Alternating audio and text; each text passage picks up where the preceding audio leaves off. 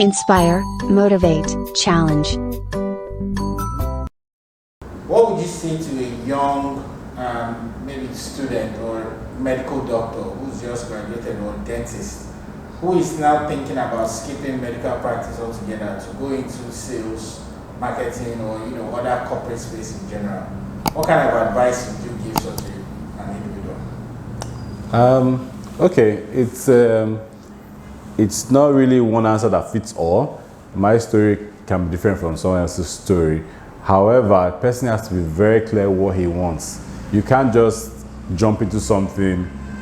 You have to be clear. What are your options? So you want to practice a bit, have your skills locked down, and then you go into this space. If you go into this space, it's good to have a mentor that guides you in through the ropes of choosing the best company to work for, what kind of roles are you suited for, matching your existing skills to the role you are going for. If you've never had selling experience before, you might struggle.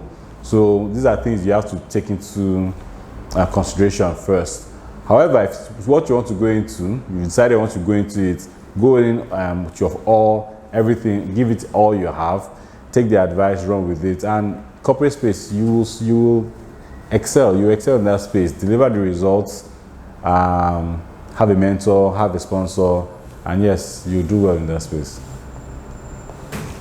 Do you think if a young person that's maybe they're just trying to get into university now and they're already thinking about maybe they want to work for a bank or a pharmaceutical company, just going to the corporate space, do you think they should go through the rigors of medical education or just study something else altogether? That's very, very tricky. Most times when we're going to school, many people are influenced by their parents' decision what to study.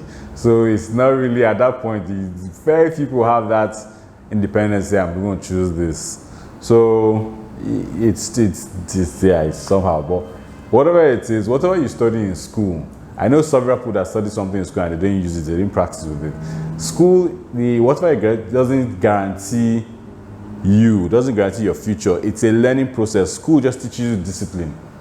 Teaches discipline to go to class, study, understand what you're studying, ask questions, interact, social interaction. Those things shape you. And when you are done with whatever you graduate with, you use that to pursue what you want to pursue. So everything is part of it. Whatever you study respectively, it still adds value to you at the end of the day.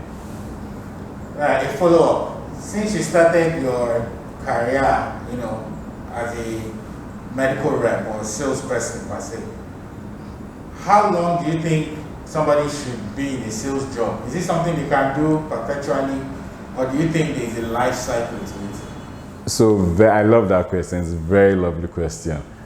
Personally, I am very restless. I was chasing a dream, or I'm still chasing a dream. So when I got my medical rep role, I got into it, I was fantastic in it, and I quickly rose to the ranks and was promoted to another role within 2 years. Less than 2 years, I promoted to another role. But that was my restlessness. After the first year of doing it, I already felt, is this what I'm going to be doing forever, for 3 years, 4 years? I wasn't patient to do that. I knew I wanted the next level. Many people are patient or open to do that for a long stretch. But my own philosophy is move to the next. After I achieve what needs to be achieved, if it's the same thing the next year I'm doing, I'm bored already. So I move on towards the next thing. So I move from sales to marketing. I moved to another company after that. So in about a span of 10 years, I have moved to three different companies in a span of 10 years. So that's the way I see there's growth. And I think there's this, to your question, I think there's this, a beginning and end for a salesman role. You can move from rep to manager to sales director. If you're lucky, some people have it in the same company. Yeah.